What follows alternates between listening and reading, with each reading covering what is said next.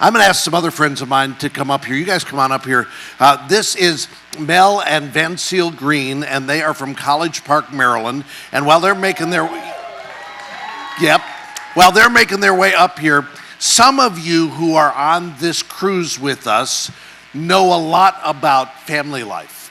Some of you who are on this cruise, about 3 weeks ago, you Googled marriage cruise, and that's why you're here. And that's about all you know. So I thought it would be good for me just to give you a little bit of background on the organization that has been sponsoring these cruises for the last 7 years. FamilyLife exists because we believe that the way to change the world is one home at a time.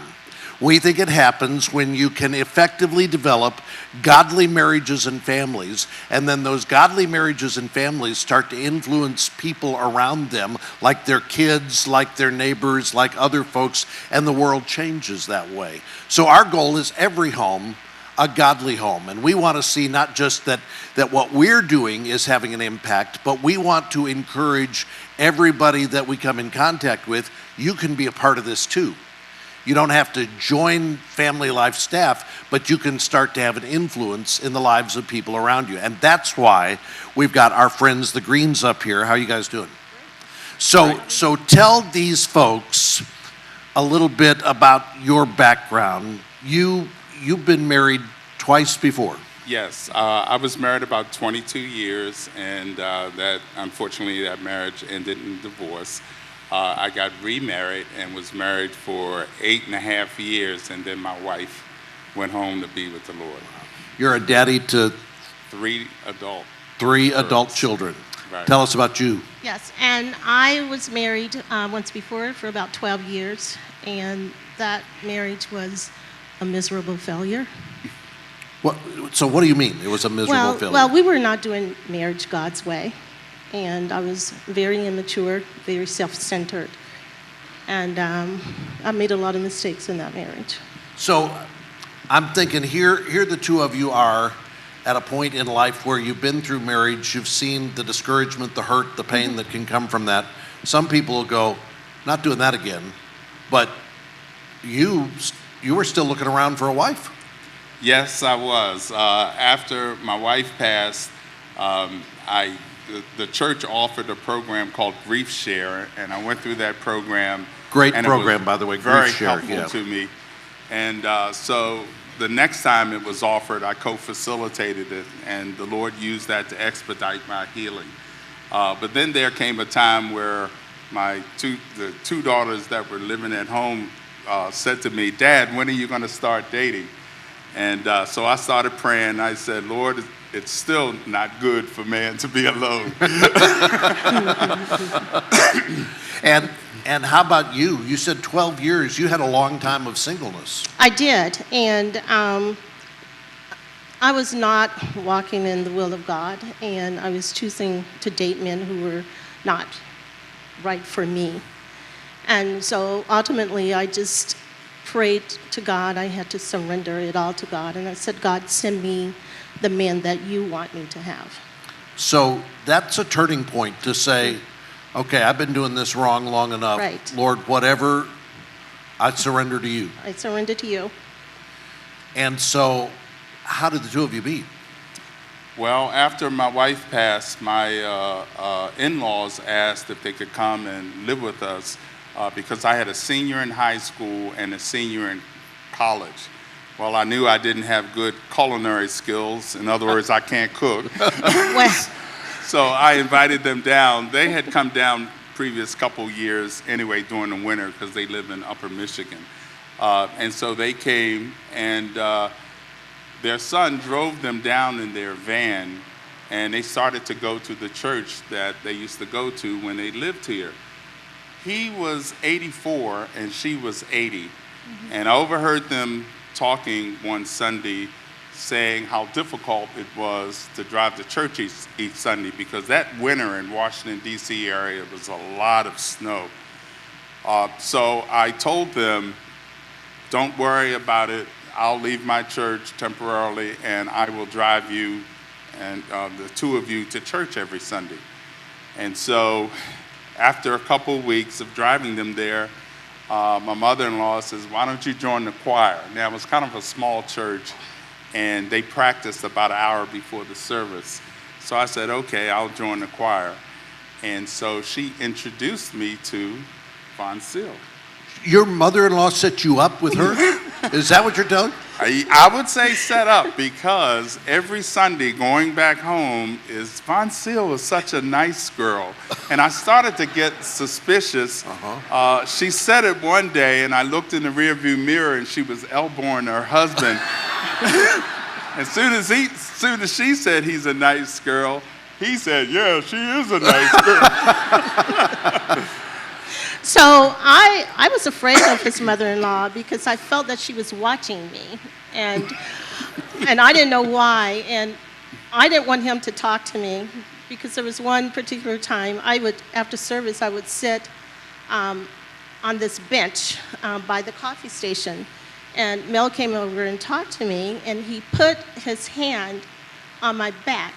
Well, his mother-in-law was pouring a cup of coffee, and she was leaning in, trying to hear what we were talking about. And I was thinking, I hope, don't touch me because she's going to get upset with me. So she was watching me, but not for the reason that I thought she was. Yeah. So. How did the two of you finally have a date or get together? Well, I think this is important. I have been praying for about 7 years. 7 years. For about 7 years, and trusting God to send me the man that he wanted me to have. And the first time that Mel attended our church, I was walking into this room, we're rolling my wheelchair into this room, and he was walking out. So all I saw was the back of his head. And I heard this voice clearly say, "That's your husband." And I just sort of shook it off and buried that thought. But it did come to be. But along came a missions trip, right? Right. Mel? Yes. So I was invited by a wonderful woman at our church to go to South Africa. And she was looking for someone to help assist me while I was over there. Because you're disabled. I am. What's your disability? I contracted bacterial meningitis. Got it. So you're in a scooter most of the time. Well, no, not most of the time anymore. If we're going on a ship like this, I like to use a scooter because Okay. it's difficult for me Right. to walk around. But she was looking for someone to assist me and to help push me around in my wheelchair. And this one volunteered to do it.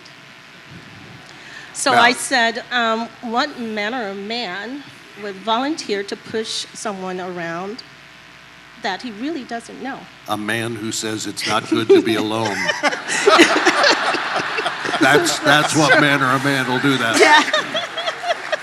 And that was part of God's plan, Yes. because my previous wife, I was a caregiver for about 6 years. And so I was used to doing this. So when this opportunity came, Yeah. no problem. Yeah, I like to say we're a match made in heaven because I know that God brought us together. Yeah, we both Is have this been praying. Yes.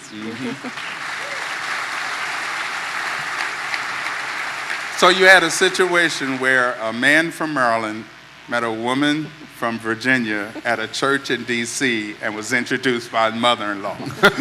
Only God. Only God.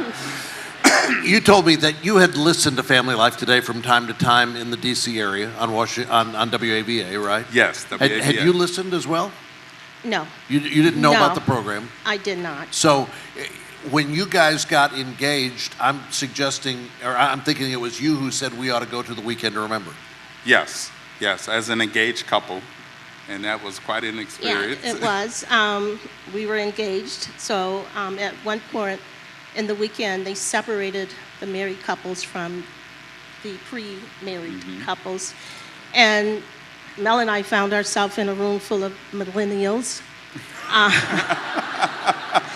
And the first thing that the gentleman said, who was leading the session, he said, "If you're having sex, stop it." Now, that's not typically the way we introduce that subject at the Weekend to Remember, but that is the point we try to get to at least. Yeah, right. Yes. And you could hear a pin drop in that room, and so I said to Mel, "We're probably the only couple here that's not getting it on." we had promised God that we would stay abstinent until we got married. Yes. So you got married. And you got married in 2010. In fact, you told me that the only reason that you haven't been on all 7 of our cruises Right. is because you weren't married yet when we had the first one. That's right. But ever since you've been married, every year you've been with us on one of these cruises. Right. That's right. Along with my best man and his wife, and they're celebrating their 43rd wedding Yes. anniversary. Yes. Woo! Are they here? Yes, Where are right they? back there. You guys stand up. 43rd wedding anniversary right there. Yes. So here's the thing I wanted to get to. I wanted everybody to understand your backstory, because after you'd been married for a couple of years, God really put it on your heart that you should be involved in doing marriage ministry at church. Yes. In fact, we were so surprised because after we got married, Voncille came and joined our church, Reed Temple AME in the Washington, D.C. area. And it was just a few months later, the marriage ministry asked us to do a session for the ministry. And it was, "Where's the money, honey?"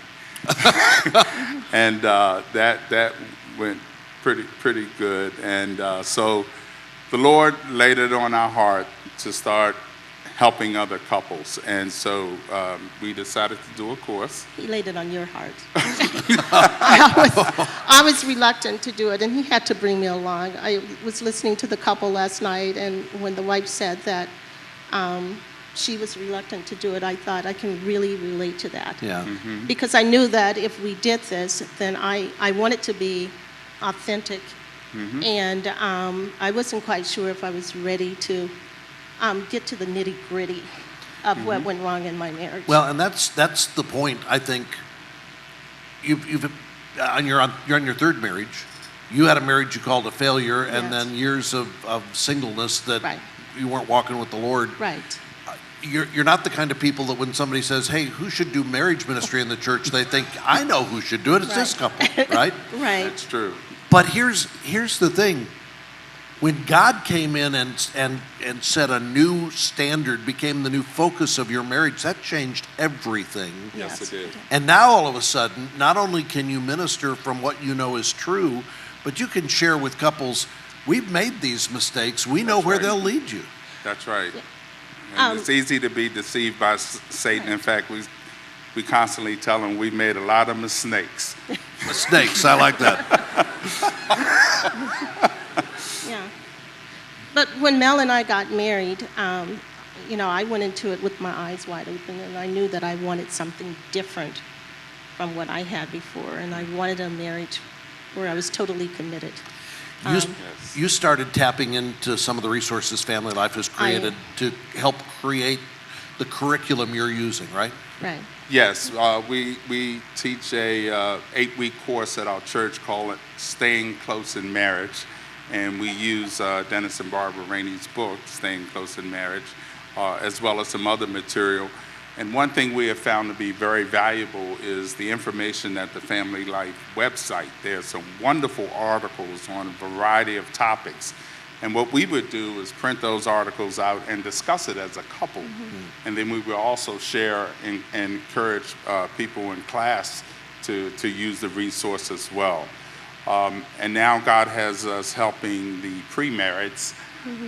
There's a ministry in the church doing that, and we're assisting in that as well. So what would you say to couples out here who are saying, "I think marriage ministry is great, but our marriage we're not at any point where we could help with marriage ministry. I mean, we got to get ourselves better before we can help others." Well, it's not your ability, it's your availability, is what I would say to you. The other thing is 2 Corinthians 1st chapter talks about being ministered and comforted to, and then we are to reach out and minister and to comfort to others with the same way we have been comforted and ministered to. And that's what we do as well. Aren't they a great couple? Thank you guys for coming up here and sharing your story with us. I appreciate it. Thank you.